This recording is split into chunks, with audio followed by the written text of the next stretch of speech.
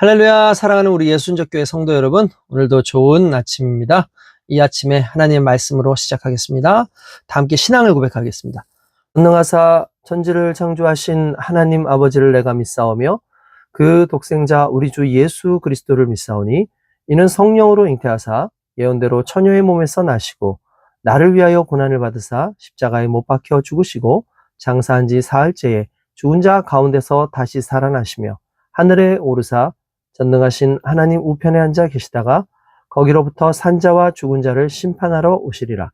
성령을 믿사오며 거룩한 공교회와 성도가 서로 교제하는 것과 죄를 사하여 주시는 것과 몸이 다시 사는 것과 영원히 사는 것을 믿사옵나이다. 아멘. 네, 오늘 우리가 은혜 받으실 하나님의 말씀은 어저께에 이제 다 풀어보지 못했던 말씀부터 이제 시작하도록 하겠습니다. 그래서 누가복음 이제 7장 24절에서 35절까지의 말씀을 함께 보도록 하겠습니다. 요한이 보낸 자가 떠난 후에 예수께서 무리에게 요한에 대하여 말씀하시되 너희가 무엇을 보려고 광야에 나갔더냐? 바람에 흔들리는 갈대냐? 그러면 너희가 무엇을 보려고 나갔더냐? 부드러운 옷 입은 사람이냐? 보라, 화려한 옷을 입고 사치하게 지내는 자는 왕궁에 있느니라. 그러면 너희가 무엇을 보려고 나갔더냐? 선지자냐? 옳다. 내가 너희에게 이르노니 선지자보다도 훌륭한 자니라. 기록된 바 보라, 내가 내 사자를 내 앞에 보내노니 그가 내 앞에서 내 길을 준비하리라 한 것이 이 사람에 대한 말씀이라.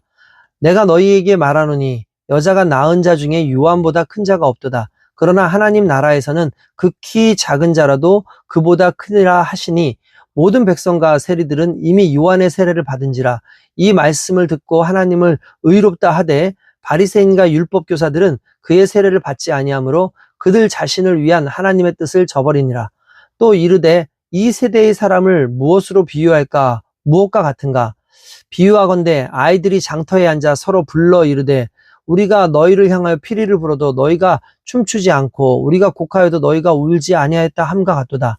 세례 요한이 와서 떡도 먹지 아니하며 포도주도 마시지 아니하며 너희 말이 귀신이 들렸다 하더니 인자는 와서 먹고 마시매 너희 말이 보라 먹기를 탐하고 포도주를 즐기는 사람이요 세리와 죄인의 친구로다 하니 지혜는 자기의 모든 자녀로 인하여 옳다함을 얻느니라. 아멘. 네, 어제에 이어서 오늘 우리는 또 세례 요한의 그 이야기를 계속해서 좀 나누어 보도록 하겠습니다. 이제 요한이 이제 예수님께 질문을 하고 메시아가 당신입니까? 라고 물어봤을 때 예수님께서는 당신이 하고 있는 그 사역을 통해서 말이 아니라 사역을 통해서 그것을 증명하시는 어떤 내용을 우리가 어제 들었죠. 그러면서 이제 예수님께서 모여있는 무리에게 요한에 대해서 좀 설명을 하십니다. 일단 이렇게 얘기하죠. 야, 너희가 광야 왜 나갔냐? 광야에 뭐 바람에 흔들리는 그런 뭐 갈대 같은 거 보려고 나갔냐? 그 당시에 뭐 갈대 같은 게 많이 있었으니까 갈대 구경하러 그렇게 간 거야? 아니면 너희 거기 왜 나갔어? 뭐 부드러운 옷 입은 사람들, 부드러운 옷이라는 것은 화려하고 부드럽고 솔직히 당시에 이 방직 기술이나 이런 것들이 발달되어 있지 않죠. 그러다 보니까 이제 거친 뭐 이렇게 털옷이라든지 아니면 세마포 옷이라든지 이런 것들이 일반적으로 사람들이 입는 옷이었지만 당시의 고관 대작들은 뭐 이제 뭐 비단처럼 그렇게 부드러운 옷들 아주 이렇게 실크 재질의 또는 아니면 양털 부드러운 어떤 그런 옷들을 이제 입고 있었던 거죠. 그런데 오히려 예수님께서 그런 사람들 보려고 갔냐? 화려한 옷 입고 사치하게 지나는 사람들? 그런 사람들은 왕궁에 있지 왜 갔어? 그러니까 결국 너희가 광야에 간 이유가 뭐야? 라고 물어보죠. 사람들이 왜 광야에 갔을까요? 맞습니다. 세례 요한을 만나기 위해서 간 거예요. 그러니까 세례 요한을 만나서 그 세례 요한을 통해서 침례를 받고 자신이 구원받은 하나님의 자녀가 되고자 하는 그 마음으로 간 거죠. 그러면서 이렇게 얘기합니다. 그러면 너희가 무엇을 보려고 나갔더냐? 선지자냐? 옳다. 내가 너희에게 이르노니 선지자보다도 훌륭한 자니라. 누가요? 세례 요한이 그렇다라는 거죠. 항상 우리는 이유가 있어야 됩니다. 그러니까 그냥 가는 게 아니라 내 삶 가운데 주어진 어떤 사역이나 또는 내가 무언가 행동하는 것에 대해선 반드시 그 행동에 합당한 이유와 목적이 있어야 되겠죠. 우리가 교회를 왜 나갑니까? 뭐 이런 식으로 이게 이런 거죠. 너희가 교회에 왜 나가니? 거기서 부자 되려고 나가니? 그러면은 유명한 그런 경제학자나 이런 사람들한테 가지? 너희가 교회에 왜 나가니? 교회 나가는 것이 혹시 너희들 뭐 지혜를 얻기 위해서 가는 거니? 아니 그럴 거면은 교수들한테 가지, 더 대단한 사람들한테 가지. 너희가 교회 왜 나가니? 예수 믿고 구원받으려고 하냐? 그렇다. 이렇게 이런 식의 어떤 내용인 거죠. 너희 광야에 왜 나갔어? 그러면서 광야에 나간 이유는 결국 선지자 만나려고 나간 거 아니냐? 그 선지자가 누구니? 바로 세례 요한이다, 침례 요한이다라고 얘기를 하는 거죠. 그러면서 이 속에는요 또 하나의 뜻이 있어요. 무슨 뜻일까요? 세례 요한 왜 만나려고 했어? 라는 거죠. 세례 요한을 왜 만나려고 했어? 그에게서 나오는 그 선지자적 예언과 메시지를 너희가 듣고 싶어서 간 거 아니야? 그러면 그 메시지의 중심이 뭐야? 바로 나야 라고 말씀하시는 거죠. 내가 그 세례 요한이 말하고 있는 그 메시지의 중심이야 라고 이야기를 하는 거죠. 그러면서 이 이야기를 왜 하냐면, 그런데 너희들이 그 당시에는 이제 많은 사람들이 거의 대부분이 세례 요한에게 침례를 받았다고 성경이 또 말하지 않습니까? 그러니까 그 이야기를 해주면서 결국 너희가 집중해야 되는 건 세례 요한이 아니라 나다라는 걸 얘기하는 거죠. 그 내용이 그 다음이에요. 왜 그러냐면 기록된 바 보라 내가 내 사자를 내 앞에 보내니 그가 내 앞에서 내 길을 준비하라 한 것이 이 사람에 대한 말씀이라. 그러니까 세례 요한의 역할은 뭐예요? 예, 길을 준비하는 사람이에요. 그러니까 자기가 길이 아니에요. 길을 준비하는 사람. 간단해서 메시아가 아니라 메시아를 소개하는 사람이라는 거죠. 우리가 흔히 이런 이야기를 합니다. 손가락으로 달을 보라고 이렇게 가르치는데 사람들이 달은 보지 않고 손가락만 보고 있는 거예요. 여러분 그러면 이게 가장 어리석은 사람이죠. 손가락으로 딱 달을 가르치면서 저걸 봐 라고 얘기했는데 이 손가락이 가르치고 있는 달을 볼 생각을 하지 않고 이 손가락을 보고 이 손가락을 감탄하고 있고 이 손가락을 검색하고 있고 이 손가락을 평가하고 있는, 이게 제일 어리석은 거잖아요. 마찬가지로 세례 요한을 봤으면 세례 요한을 보는 게 중요한 게 아니라 그의 메시지가 누구에게 지금 집중되어 있는지를 봐라고 얘기했을 때 바로 그의 메시지는 예수님께 집중되어 있고 예수님은 바로 그것을 말하는 자가 세례 요한이라고 얘기를 하는 거죠. 어쩌면 이 말은 세례 요한을 상당히 높이는 것으로 볼 수도 있지만 한편으로는 예수님께서 세례 요한보다 더 높으신 분이라는 것을 또 이렇게 이야기해 주시는 그런 내용이라고 볼 수가 있습니다. 그 내용이 뭐냐면 내가 너에게 말하노니 여자가 낳은 자 중에서 요한보다 큰 자가 없도다. 그렇죠? 이 세상에서 요한보다 큰 사람이 없다. 왜냐하면 적어도 요한은 메시아가 누군지를 아니까. 요한은 적어도 메시아이신 예수님에 대해서 그를 그의 길을 준비하는 자니까. 그런데 그 다음이 재밌습니다. 그러나 하나님 나라에서는 극히 작은 자라도 그보다 크니라 하시니 라고 말합니다.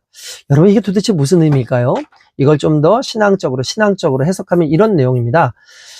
이 세례 요한은 예수님의 죽으심과 예수님의 부활하심, 또 예수님에 대해서 설명하고 그를 소개했지만 정작 예수님의 십자가의 사건과 부활을 경험하지 못했죠. 이게 중요한 거예요. 결국 예수님이 그런 분이라는 걸 알았지만 그러나 이제 예수님의 그 사역으로 말미암아 예수님이 직접적으로 사역하고 예수님 십자가 달려 돌아가시고 부활하시는 그 사건을 경험하지는 못하잖아요. 그러나 그 당시의 제자들과 그 당시에 예수님을 믿는 성도들은 그 사건을 경험하고 그것으로 인해서 구원이 무엇인지를 깨닫는 역사가 일어나는 거죠. 그래서 부활이라는 게 무엇인지, 그 부활을 통해서 내가 어떠한 생명을 얻게 되었는지를 정확하게 깨닫는 것으로 본다면 아무리 대단한 세례 요한이라 할지라도 그걸 설명하는 자와 그걸 경험하는 자는 의미가 다르니까 이거는 뭐 말 그대로 이제 이야기하는 사람과 그 혜택을 받는 사람이 다른 거죠. 그러니까 일단 그런 상황이라고 볼 수가 있는 겁니다. 그래서 모든 백성들이 세리들이 이미 요한을 세례받은 사람들이기 때문에 예수님께서 이 말씀을 이제 하실 그때에 세례 요한의 말도 듣고 예수님의 말도 들어보니 정말 정말 의로운 사람이었구나라고 얘기를 한다는 거예요. 그렇지만 바리새인과 율법 교사들은 철저하게 세례 요한에 대해서 거부합니다. 세례 요한을 거부하고 세례 요한의 어떠한 그런 세례를 받지 않고 그를 오히려 대적하죠. 왜냐하면 이 당시에 바리새인들 어떤 외형적인 형식적인 율법적인 어떤 그런 거에만 치중해가지고 거기에 구원이 있다고 말을 하고 사람들 앞에서 어떤 형식적 신앙의 모습만 드러내는 그 모습을 봤을 때 그것이 결국 구원의 방법이 아니라는 것을 이미 세례 요한은 알았기 때문에 이 독사의 자식들아 누가 너희 보러 이 화를 피해가라 하더냐 하면서 오히려 그들을 책망하고 그들을 대적하는 모습에 오히려 바리새인이라든지 이 율법학자들이 이 요한을 적대시하는 어떤 그런 내용이 나왔던 거죠. 그러면서 또 이제 뭐라고 얘기냐면 그러니까 결국 그거죠. 바리새인과 율법주의자들이 세례를 받지 않으므로 그들 자신을 위한 하나님의 뜻을 저버려. 하나님이 그들을 위해 오셨는데 그들을 구원하시기 원하셨는데 중요한 건 그들이 세례 요한의 그 복음을 거부하고 예수님의 복음을 거부함으로 말미암아 하나님의 뜻을 저버린 거예요. 그러니까 하나님은 그렇게 믿기를 원하셔서 오셨는데 하나님을 믿지 않고 세례 요한의 말을 믿지 않음으로 말미암아 하나님의 그것은 하나님의 뜻을 저버리는 행동이죠. 여러분 재밌지 않습니까? 바리새인이나 율법주의자들은 그 삶의 목적이 뭐예요? 하나님의 뜻을 발견하는 거예요. 하나님의 뜻이 무엇인지를 발견하고 그 뜻대로 살려고 노력하는 사람이죠. 그런데 정작 그들이 하나님의 뜻을 저버리는 사람으로 취급된다라는 이 사실 앞에서 완벽한 의인은 존재할 수 없습니다. 하나님의 뜻을 모르고 정말 예수 그리스도를 모른다면 그 많은 성경적 지식을 가지고 있다 할지라도 하나님을 모르는 것이다 라고 볼 수가 있는 거죠. 그러면서 예수님께서 또 다른 얘기를 하십니다. 비유하건대 이 세대의 사람들을 뭐라고 비유해야 되느냐? 이 세대라고 하면은 여기서는 바리새인과 율법 교사도 포함되어 있는 이런 상황이라고 볼 수 있고 이제 복음의 말씀을 거부하는 자들이라고 볼 수 있죠. 이런 겁니다. 이런 거죠. 비유컨대 아이들이 장터에 서로 불러 이르되 야 내가 피리를 불고 곡하는 어떤 내가 이렇게 막 기쁨의 피리를 불면 너희들이 춤을 춰야 될 거 아니야. 그리고 막 우리가 곡을 하면은 막 너희가 좀 울어야 될 거 아니냐. 그런데 너희가 왜 그렇게 하지 않느냐라고 얘기하는 거죠. 그러니까 뭡니까? 서로 맞지 않는 거예요. 피리를 불고 막 신나는 거라면 막 춤추면서 이렇게 해야 되는 게 당연한 것이고 막 울면서 막 곡하면서 누가 죽었다고 막 하면 그 사람들 보면서 아이고 어떻게 하면 좋아 하면서 울어야 되는데 너희가 그렇게 하지 않는다. 그 말은 무슨 말입니까? 예수님이 행하시고 세례 요한이 행했던 그런 모든 것에 맞춰가는 존재가 아니라 그것을 거부하고 배척하는 그들의 모습인 거죠. 그러면서 얼마나 너희들이 이중적이지 않느냐.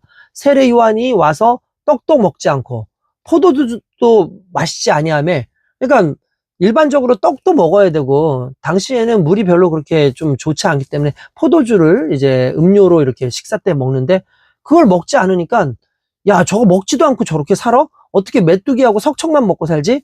저거 귀신 들렸다라고 얘기하더니 정작 예수님께서는 오셔가지고 사람들하고 함께 하면서 포도주를 마시고 떡을 먹었더니 오히려 뭐라고 얘기냐면 먹기를 탐하고 포도주를 즐기는 사람이고 세리와 죄인의 친구로다 하면서 조롱한다라고 하는 거죠.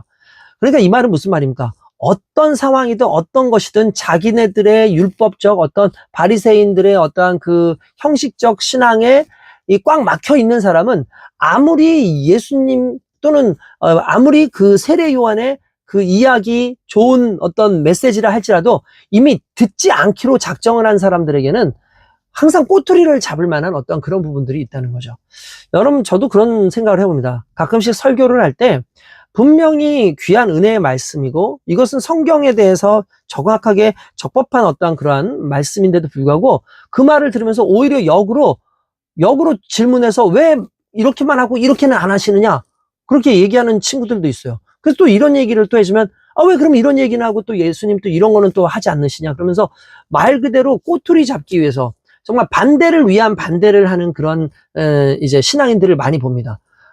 뭐 회개하라 그러면 아니 그 회개하지 않으면 뭐 어떻게 되는데 그러냐. 꼭 어떻게 왜 하나님은 좋으신 하나님이라 그러면서 심판을 얘기하시느냐. 이렇게 얘기하고 또 좋으신 하나님에 대해서 얘기하면은 이 좋으신 하나님만 있으면은 어떻게 세상이 정의롭게 굴러갈 수 있느냐? 뭐 이런 얘기를 한다든지. 이건 하나의 예인 거죠. 그러니까 그 말은 뭐냐면 이미 자기 마음 가운데 이미 강력한 자기의 틀이 있고 자기의 그 어떤 신념이 있기 때문에 그 신념과 틀에서 벗어나지 못하면 아무리 귀한 하나님 말씀을 해도 들리지 않는 법입니다. 그러니까 오늘날의 세대가 그런 세대다라고 말씀을 하시면서 뭐라고 하냐면 지혜는 자기의 모든 자녀로 인하여 옳다함을 얻느니라 라고 말씀을 합니다. 그래서 이 말씀 속에서는 이제 이런 거죠. 지혜라는 것은 모든 자녀로 인하여 옳다함을 얻는다라는 말은 뭐냐면 모든 사람들에 의해서 다 인정하고 그 모든 사람들이 다 이렇게 이 말씀이 맞다라고 다 얘기하는데 자기의 신념을 가지고 자기의 어떤 내용을 가지고 그건 틀린 거야 라고 말하고 있지만 그러나 다수가 왜냐하면 바리새인들을 제외하고 수많은 사람들이 이 세례 요한의 침례를 받고 그리고 예수님의 말씀을 믿었거든요. 그러니까 결국 무슨 말입니까? 이렇게 깨달은 자들, 이렇게 주의 자녀들은 하나님의 자녀들은 이미 예수를 아는 그 지혜를 가지고 믿고 있지만 예수님의 지혜를 거부하는 자, 어리석은 자들은 아무리 보여줘도 그걸 억하심정을 가지고 자꾸 뒤집고 하는 그런 모습들이 있다라는 거죠.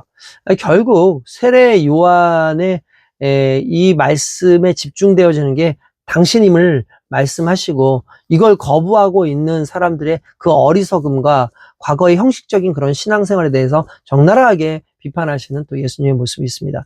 혹시 여러분 우리는 어떻습니까? 우리는 혹시 오늘날 우리의 생각이나 우리의 형식적인 신앙 아니면 매너리즘에 의해서 주님이 주시는 그 말씀을 거부하고 내 생각이 옳다, 나의 신념이 옳다 그렇게 생각하고 살아가는 것은 아닌지 한번 좀 생각해보는 그런 시간을 갖기를 주님의 이름으로 축원드립니다.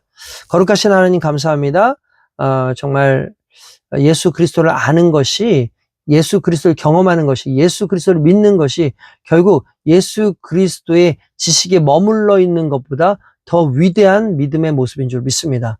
또한 아버지 하나님 어떤 형식적 틀에 머물러서 예수님 믿기를 거부하고 예수님 알기를 거부하고 예수님의 뜻을 저버리는 어리석은 자가 되지 않도록 늘 하나님의 말씀 안에서 하나님의 뜻을 구하고 예수 그리스도를 중심한 그런 신앙생활을 할 수 있도록 주님 우리를 붙잡아 주시옵소서. 예수님의 이름으로 기도드리옵나이다. 아멘. 할렐루야. 승리하세요.